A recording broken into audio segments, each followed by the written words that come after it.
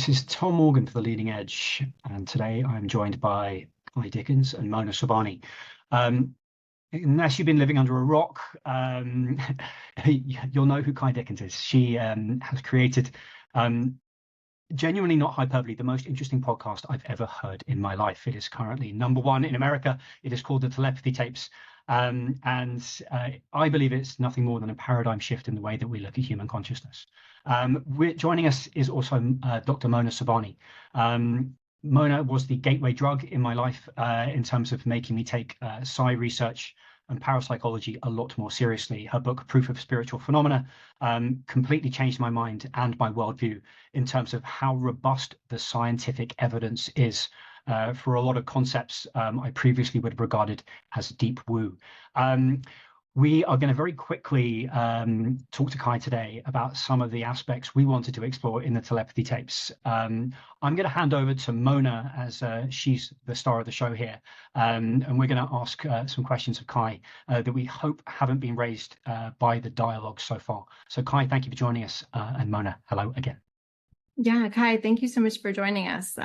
Your podcast is very exciting to me because it brings all of the scientific research into focus through a really compelling story. So, which I'm sure you've heard before, but so I'm a neuroscientist, and I think about 5 years ago, my God, it's 2025, 6 years ago, got introduced to this world, and I had a really hard time mentally coming to terms with everything. And I know Tom wants me to ask about the science and everything, and I will. But I'm dying to ask because I just have to know. Tom knows I know I have to ask. So I had a really hard time accepting this, and I'm really curious about your journey because it sounds, I mean, I know the podcast is like 10 episodes, so we go from like 0 to 10 for you, but I'm really interested in your personal experience and like how difficult was it actually to come to terms with this? And did you find yourself struggling with it a lot, going back and forth, like me and some other people have? Or was what you encountered so powerful that it kind of flipped you like in a moment? Yeah, I think that's a great question. And I think to give context, right? I mean, my background has always been in documentary filmmaking, usually around social change and stuff like that. So, I would not say that I ever engaged in things that felt like wooby wooby, like and by no means like ever a conspiracy theorist. Like I don't, watch like shows like that on TV. Like I didn't believe that rocks had energy. Like I would never walk into a psychic in a mall. Like those are just things that don't resonate with me.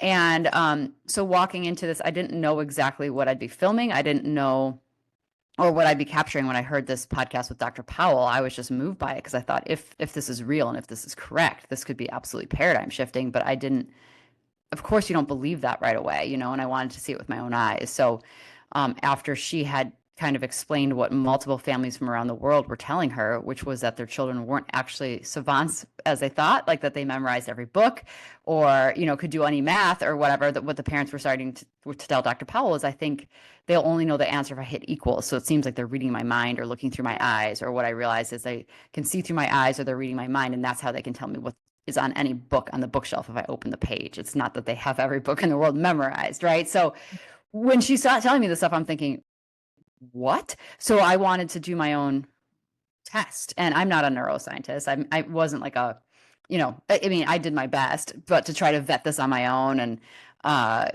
get by my own cues and rent the place and cover the mirrors and take down the TVs to see if this would work. And I mean, yes, the first time you see it, it was mind-boggling, and you're trying to explain it. And then the second time I saw it with even better controls, because in the first test, the girl had to still be touched, which is very common when you're learning to spell to communicate, and you don't know where your body is. That's common. In the second test, the young man that we were testing could communicate on his own into a speller across the room and could tell you what his mother was looking at, whether it was a random image or picture or number. And then you start seeing it over and over again. And yes, it completely changes your world when you're seeing it. And also the response of the crew in the room, who's also experiencing this along with you, looking at everything, trying to, okay, could they be cheating? Could they be looking into the camera lens? Could they be looking into this? And pretty quickly you realize too, this is a group of people who are non-speaking autistics who often have apraxia, who, you know, mind and body don't connect. They're very incredibly honest human beings. And, you know, to spell anything takes a lot of effort. So you're not going to spell something that's a falsity. And they also are, I think, the most honest stewards of this type of message, because unlike so many of us who have personal gain and that motivates your life, right? Like a career or notoriety or success or money or a relationship or whatever, almost all non-speakers can't have any of those things. So they're not motivated in the ways we are. So what's coming from them is very pure. There's not a mass conspiracy to elude us. So all of that combined completely, yes, by the end, I was absolutely a full believer in what I was seeing. Were the people around you on board too, or did you start encountering, like for me, I feel like there was friction because I started to change. The people around me didn't necessarily start to change as quickly as I was, even though I was kind of forcibly trying to make them read things and send them podcasts. And I sent yours to everyone. But this is common where you start to change, but your world and your people in your world don't, and you start to encounter friction. Did that happen with you at all? I mean, okay, like, you know, there's like a few different worlds, right? Like I would say with the filming world, I mean, my DP, my cinematographer who works with me in a lot, from TV commercials to like social justice documentaries. I mean, he's a, you know, self-proclaimed agnostic. He doesn't believe in much. Like, you know, like someone tells a ghost story and he's like, come on, that was just the wind. You know, he's like that guy. And so I think he was kind of like, hi, what are we doing? You know, when I first asked him to come and do me a favor and shoot this in LA and set up a bunch of cameras. And it was really, really, and, you know, he tested out the blindfold, and, you know, he was looking for everything to like tear it down. And I think after the first day, he was like, okay, this was really something. And then as he started going through it with me, I mean, he completely had his world shook upside down as well. So the people on the crew were having that experience time and time again. And you, as people in the film world know, you bring in new crews every time you go to a different city. It's a different producer, it's a different this, it's a different that. So, that was pretty monumental. I don't think you can be in that room and not be changed by it. I don't know anyone that saw it with their own eyes that wasn't. I think in my own life, it was a little bit different. You know, I mean, I would be telling my friends, and I think sometimes I'd see their eyes glaze over. And I'm like, they don't get this. And they think that I'm losing it, you know? And, you know, my dad, who's in episode 5, and he's a total skeptic, has always been skeptical. He laughs at this stuff. You know, I would call him after everything to tell him. And I think at first he would kind of chuckle and maybe roll his eyes, but I think time after, he could hear in my voice what I was going through. And I actually want to interview him again for our talk tracks that are coming up, which is going to be our way of unpacking the telepathy tapes, because he's completely changed now, I think, by going on the journey with me. So it's, you know, there's different degrees, but I think for the most part, I felt very sheepish talking about this to people in my life, because I know people kind of trust that I'm a credible, I only tend to read not fiction. I'm a total nerd, you know, and I'm very science oriented. And so I felt embarrassed to talk to a lot of people about what I was working on and doing, because it felt out of character. Oh, I know that feeling very well. Yeah. And it seems like there's always pushback when this type of topic comes up because of the paradigm, as you've very eloquently talked about on the podcast. And I loved that how you pointed out how none of this would be accepted by science. And I immediately started thinking that as you were doing it, even though I was like, this is going to be great entertainment, this is fantastic, but it's not.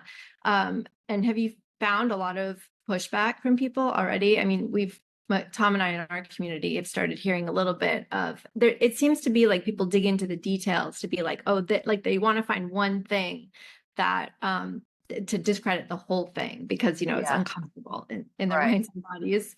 But have you found a lot of like aggressive pushback, or have you, and if you have you seen anybody be convinced, like switch from their perspective? Yeah, I mean, the concrete airtight university-backed tests we haven't done yet. Dr. Powell's been trying to raise money for those for 10 years, and that's going to be featured in the documentary film. So we have like a major research budget, and we're talking to 2 different universities right now, and we're so excited to do those tests. Like those are the tests that will be, you know, scientific journals will hopefully write about them, and we'll get it into the, the academic discourse and that type of thing. So those tests really have yet to be completed. And then, as what I was doing for the film, for the podcast, was what I released was basically my proof of concept travels to see, was there something here that, as a documentarian and responsible human being, I could put my name to and create a film about. Like, was this real? So what the podcast kind of goes through is my own proof of concept, like, travels to figure out if this is right. So the first test, the young girl Mia is being touched by her mom because she cannot, now she can communicate independently, and we're so excited to test her again, but at the time she couldn't. But even at the end of episode 1, I said, or I think maybe beginning of episode 2, it was like, this was thrown out by science. It just would never work, because even though anyone who's been around Mia, all the Zoom calls we had, you could see that her mom had to touch her. And it was just like, what happens often with spelling, to communicate really quick, because this is important, is like, often these non-speakers, people, their parents are told they're not in there, they'll never be smart, they're not competent. None of that's true. There's just a mind-body disconnect. And to speak with your mouth is a fine motor skill, whereas pointing to letters is a gross motor skill. So often you can teach these individuals to communicate by pointing to letters on a letterboard, and eventually that can turn into typing independently on an iPad or a spelling device.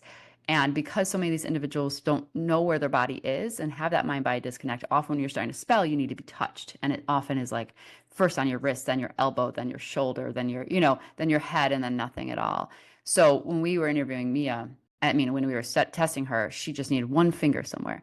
And there's not Morse code going through the mom's finger. Like, we were all but I know for skeptics that won't hold muster. So, Akil was in a different room or across the room and often under a blanket. So that's compelling. But for that, I was self-funding. So it was just me and Michael. We didn't have people to put like dividers up and all that stuff. So what I'm excited to do is the airtight tests with Dr. Powell in the film, which has always been the goal.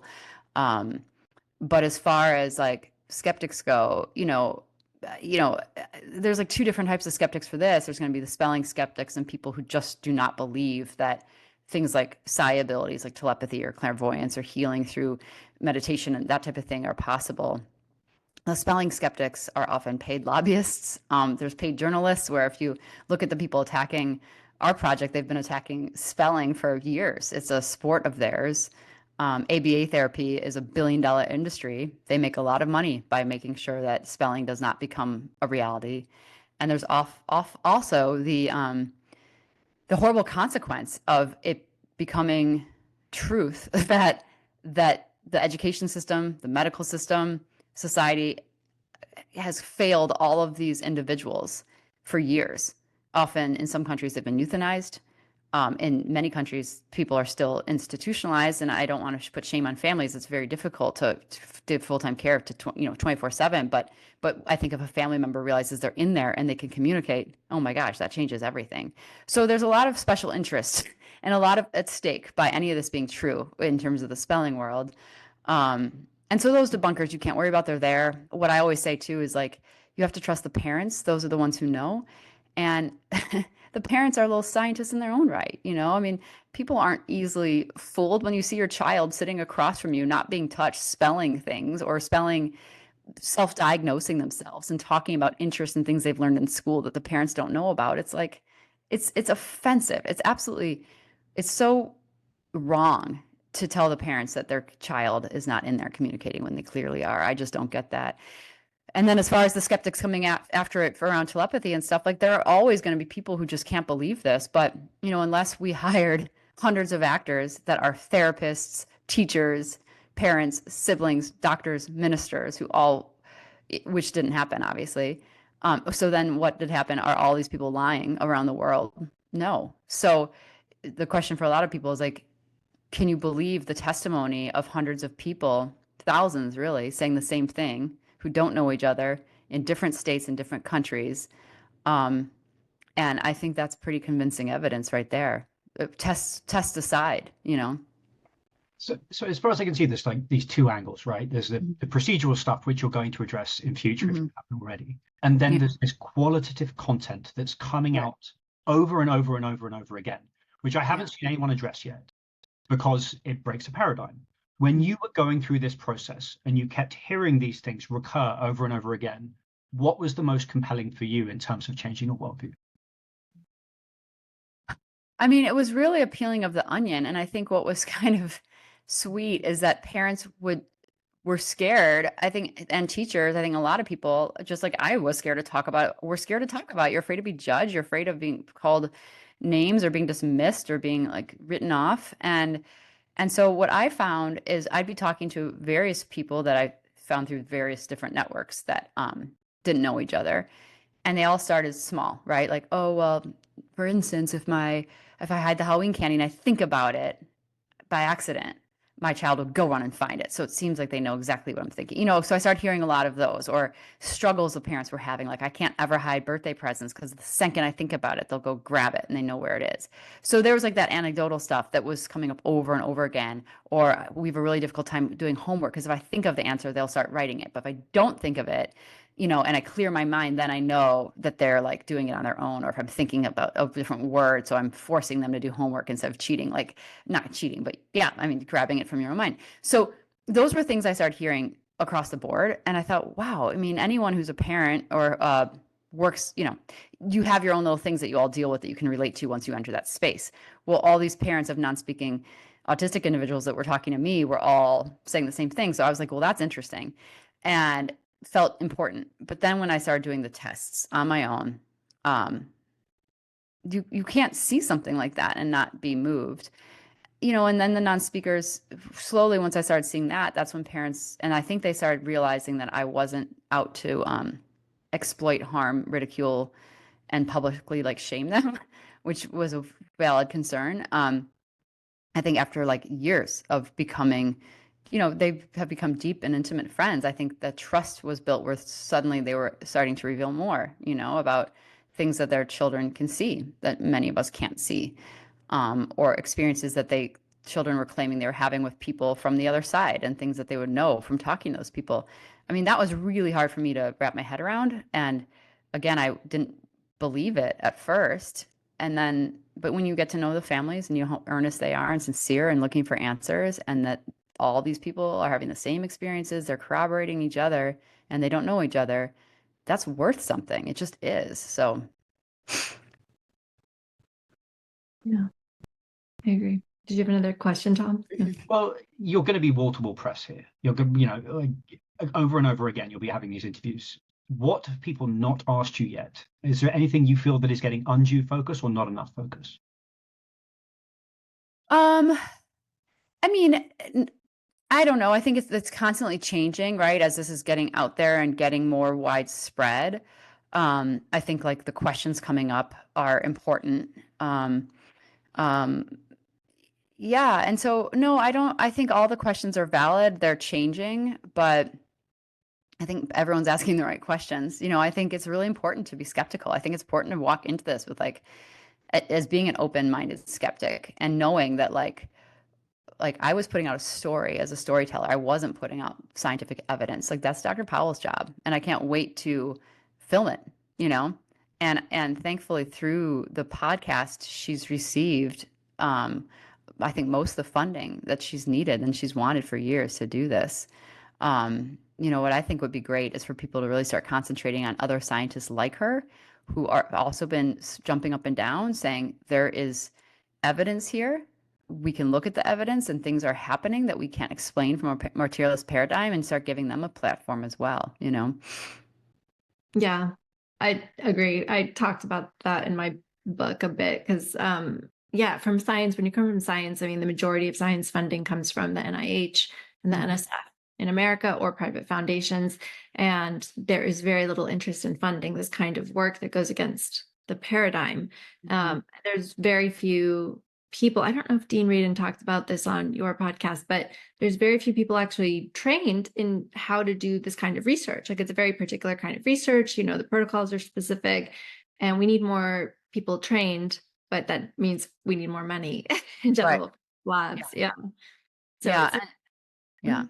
No, and that's what Dr. Powell, I mean, it's really hard to get this type of stuff funded. And it's, like you said, it's just ridiculously hard. And like she had to have the exposure of this like really well-received podcasts for people to be like, oh, I'll fund you, the papers and the books and the research she'd done previously, like couldn't stand on their own 2 feet, which it should be. It should be standing on its own 2 feet. And she's not the only scientist out there doing stuff like that. That's like what I want people to know, and start inviting them on podcasts, right? Because these are really the trailblazers that are going to help validate what's next. And I also think, though, too, like, I just have to say this because I think it's so important. Like, often the non-speakers have, you know, shared with me or shared with their parents who've shared with me that it's so interesting that we're all trying to test what they call spiritual gifts, and a few have said, the greatest spiritual gift we all have is love. It will cause someone to jump into a ocean and try to save someone even though they themselves could die, or like have the adrenaline to lift a car off of like a toddler who's trapped. Like, love can cause people to do the most unbelievable things. That is the superpower. But like, why aren't you taking instruments to measure love? Like, why do you accept that? Like, so many of these things are just part and parcel of like the human condition and what we're capable of. Like, it's so odd that you need to measure it. And I think people need to measure it because, at least in the Western society, like, we've forgotten that we can do these things, that clairvoyance and telepathy have always been part of the human condition, and many of the animal kingdom as well. And if you go to these tribal communities or look back at our ancestors and stories they told, like, none of this is new. None of it's new. So it's just, what is interesting is like our need to measure it. Yeah, absolutely. The Western world is like, if you can't measure it, it doesn't exist. But we can't measure thoughts either, and we can't measure emotions really in a very good way. So yeah, their point well taken. I love that the non-speakers talk about that, about love, and I think that's lovely that in episode 10 you kind of highlight their voices. And it seems like, but I wanted to ask, how do they generally feel? Like, is there hope? I mean, there's a lot of momentum around the podcast right now. I feel hopeful. I think because yeah, I feel marginalized in my interests as well, and a lot of scientists in this field do.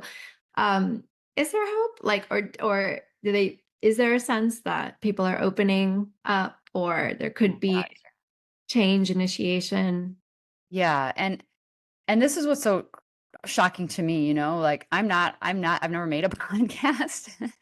I just really wanted to get the story out there to do right by Dr. Powell and the families and the teachers, especially after, like, I couldn't get this like picked up by Hollywood as a docuseries. So this was like my final, like, Hail Mary plea to be like, someone listen to them. This is big. And not knowing if anyone but the parents and like my parents would listen. And the fact that it has become the #1 podcast on Apple and Spotify, and like out of Joe Rogan, like that won't take, I mean, he'll be back soon, of course, but like in that top spot. But it's just beyond the wildest dreams. And I think and it's not my dreams, it's their dreams, that they're being validated and heard and not dismissed and being seen. And the outpouring, like, I had to hire 2 assistants to help go through the email, because the emails we're getting are people saying stuff like, I was going to end my life, and then I heard this podcast and it gave me reason to live. Like, we have received multiple emails from parents saying, I had no idea my child might be in there. I was always told they wouldn't, but then I listened to the podcast with them, and like, their whole demeanor has changed, and they're like holding my face with 2 hands. Like, clearly they're trying to communicate something. I'm going to get them spelling or whatever. Other emails from so many teachers, so many parents being like, I've always known this, but I couldn't tell anyone. Or when I brought it up to my husband, he said he thought I was losing my mind and he was going to divorce me. But now, like, we're working on this together and we're discovering our child in a new way. So like, the outpouring of love and acceptance and excitement from scientists, teachers, family, the autism community, speech language pathologists, just the general public, has been is so helpful, I think, to non-speakers and their parents who fought battle after battle after battle every day of their lives, being dismissed and ignored and ridiculed and left out. And now it's like they're being heard. And I think that's everything. And for me, like, the next thing is if we can get spelling validated and accepted in schools and help the non-speakers to thrive in society and education, that's what I want. That will be like mission accomplished. One of the things I learned from Mona is this idea of psi abilities scaling with the belief that they're possible. And one of the bits I think from episode 7 that hit me so hard was that the kids can do more now they're being believed. And that Yes. struck me both as relevant to them, but also relevant to us.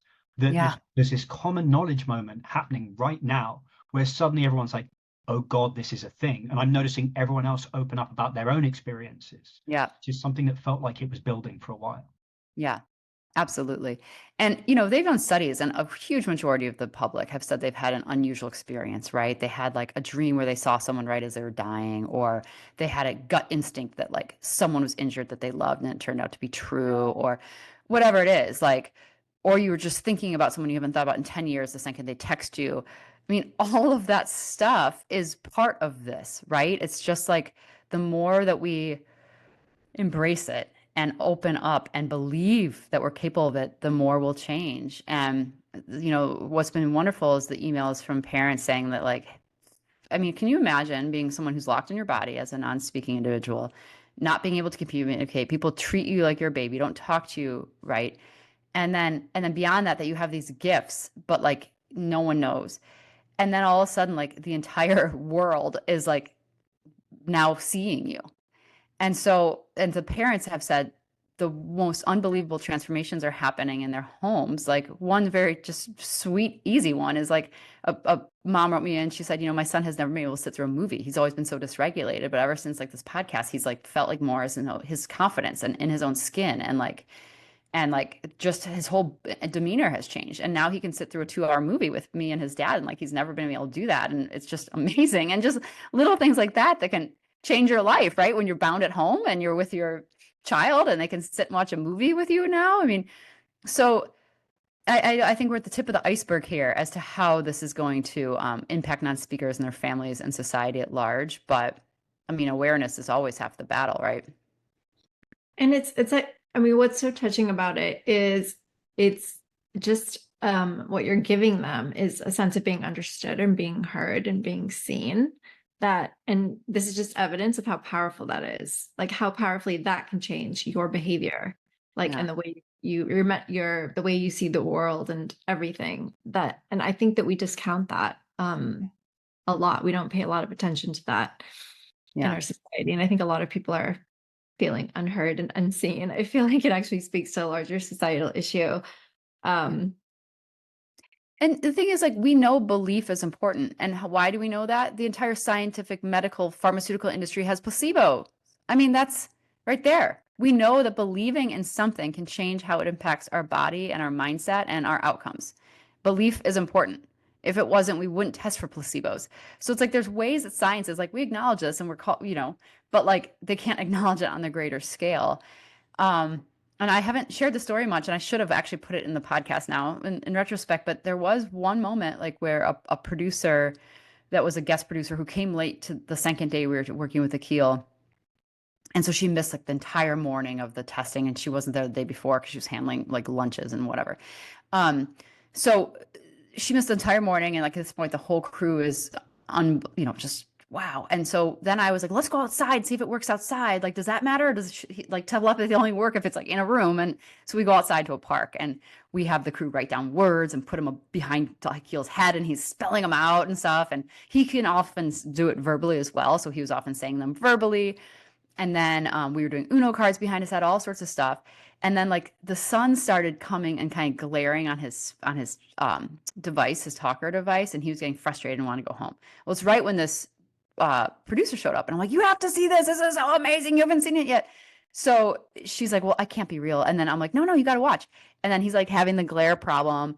And I'm like, oh, okay, there's a glare. We just need to go home or get out of the sun or go to a shady spot. And she's like, no, he can't do it. Like, obviously it's fake. And I'm like, no, there's a glare. I was like, let's go back home so you can see him do it in the living room because, you know, this is awesome. So we get back to his house, and she's just in my ear the whole time. Like, well, this can't be real. I mean, she was just like, did not. And he just wouldn't perform then. Like, we were putting random numbers up, random letters, flashcards, all sorts of stuff. And he just like sat there like, mm-mm. And then she was like, see. And then I had to ask her politely, like, would you mind leaving and going outside and maybe just sitting in the car? And the second she was kind of gone, he was back, just like nonstop. And And I told his mom about, or the mom, Manisha was like, was someone here that didn't believe, because that friction can really cause things to, mess up.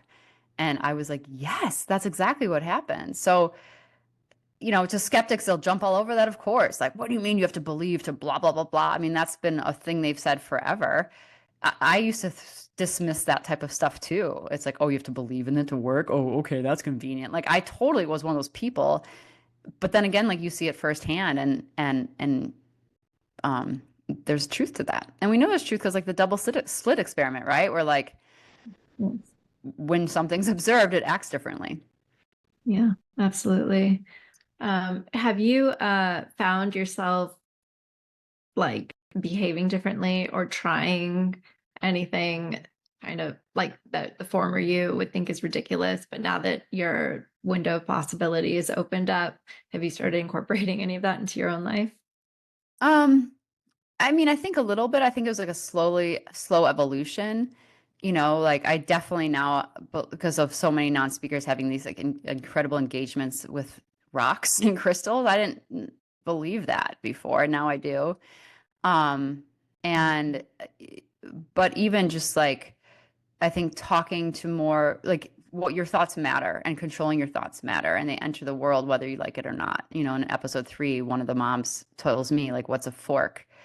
Before, it's a fork. And I'm like, I don't know, stainless steel. And she's like, no, it was a thought. Everything around you was a thought first. Your house, the picture frame, the food that is, the grocery store, like everything that makes up our world was a thought first. And that has changed how I think, of course. And then another thing non-speakers say is, like, it's not only hearing thoughts, it's feeling feelings. And all of you are doing it. You're feeling the feelings that you don't resolve. You're feeling the feelings of other people that are like, and we know that someone can walk in the room and you're like, oh gosh, this person really took me down. And so really trying to control my feelings, and it changes your mindset. Like, some people have been like, I don't want people reading your thoughts. And I've kind of come to a place, I'm like, well, why not? Like, change your thoughts. If your thoughts are lovely and kind and open and inclusive and pure, who cares if they're being read? We all are human. We're going to have some icky thoughts and some this thoughts and some that thoughts. But, like, if you really work on changing your thoughts, it doesn't matter if someone's in there. And so I think that's an interesting exercise for all of us, just to change from the inside out. Actually, I think that's good motivation for self-transformation, if there ever was one. Definitely. Yeah, 100%. Now we're running out of time, and you've been generous with yours already, Kai. Is there anything listeners can do to help you? Is there anything you need that we can provide? I just think just spreading the message to people who need to hear it. I mean, that's really the most important thing, I think, for the families, and I think for the non-speakers, and advocating for spelling, and like, they're aware of everything going on with the podcast. Of course, this is a big deal to so many individuals in that community. So I know it means a lot, like when there's a skeptic who comes on and read it and blah, blah, and there are families and listeners who gather around them and defend. And I think that's like, I know that means a lot. It goes miles, because I'm on the text threads where people will be like, this person said that and this person said, and so those little things are they're not just invisible happening in the cyberspace. I think that, like, love and support and allyship around non-speakers and their families, whether it's in real life or online, is so critical right now, while they're in the crosshairs, right, of the entire world. Mona, Kai, thank you guys so much. You've brought a great thing into the world.